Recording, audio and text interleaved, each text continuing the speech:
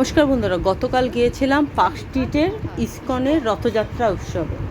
তো আমি first time গেলাম, মানে সত্যিই ফার্স্ট টাইম। লোকে ভাবে বাবা ফার্স্ট টাইম, মিথ্যা বলছে, একদমই মিথ্যা কথা। আমি কোনোদিন জানিই না, আমার জানিই না যেখানে ইসকনের রথযাত্রা হয় বা কিছু আছে, কোনোদিন যাইনি। তো আমি গেছিলাম, আমার সবসময় যে বলি পার্টনার, মেয়ের মতো বন্ধুর মতন মেয়ে, ওর সাথে ওই আমাকে নিয়ে গেছিলো, বললো চলো যাবে। আমি বললাম ঠিক আছে।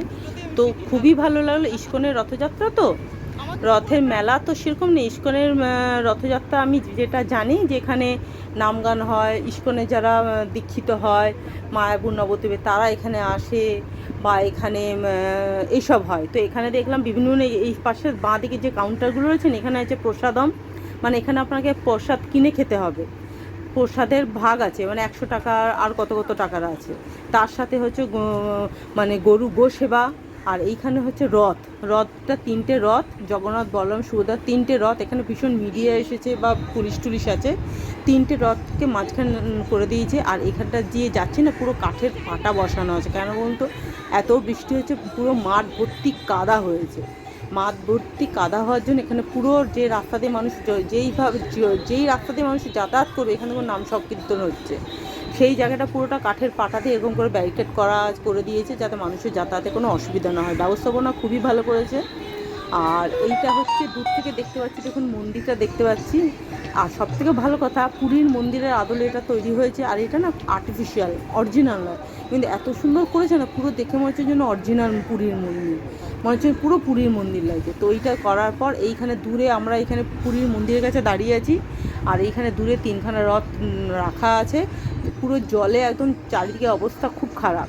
তো এই দেখুন মন্দিরটা দেখাচ্ছি, মন্দিরটা খুব সুন্দর করছে, পুরো পুরীর মন্দিরের আদল। আমার খুব ভালো লাগলো, মানে আমার সত্যি কথা পুরী মন্দির খুবই ভালো লাগে।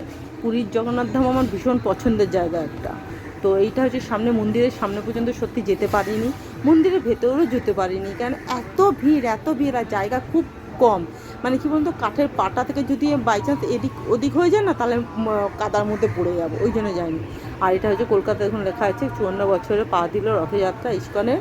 তো এইটা রথগুলো রাখার পর না, এই দিকটা না চারিদিকটা বাঁশের ব্যারিকেড করার পর মাঝখানে ইঁট দিয়ে দিয়েছে। এত কাদা, তো ইঁট দিয়ে দিয়েছে, ইঁটের উপর গিয়ে আমরা যাচ্ছি। পুরো রথগুলোকে, 3টে রথকে আমরা প্রদক্ষিণ করেছি। বেশ ভালো লাগলো, একদম নতুনত্ব, সচরাচর এরকম কপালে চোটে না, যাই হোক হয়েছে, খুবই ভালো লাগলো। আর রথের চাকরে পুরো রথগুলো সুসজ্জিত, খুব সুন্দর সুন্দর করে আঁকা আছে। 3টে রথের আলাদা নাম আছে, 3টে রথের চালকের নাম আছে, ঘোড়ার নাম আছে, সবই জানি, কিন্তু একটা নাম আমার মনে নেই। এটা হচ্ছে জগন্নাথ দেবের রথ, তো না, এটা হচ্ছে বলরাম দেবের রথ, তারপর সুভদ্রা দেবীর রথ, তারপর হচ্ছে জগন্নাথ দেবের রথ। আর এইখানটা দেখুন, এই যে রথের দড়িগুলো না বাঁশের সাথে লাগিয়ে দিয়েছে, যাতে আমরা ধরতে পারি। এই দেখুন আমি যাচ্ছি, এই পুরো না এইখানে নিচে না পুরো ইঁট পাতা আছে, পুরো ইঁটের উপর পা দিয়ে যাচ্ছে। একটা ইঁট যদি মিস যায় না, তাহলে একদম পুরো কাদার মধ্যে পড়ে যাবো, পুরো কাদাতে ভর্তি, একেবারে পুরো কাদাতে ভর্তি।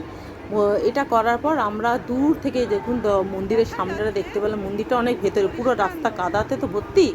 আর পুরো এখান থেকে জগন্নাথ দেব দেখা যাচ্ছে।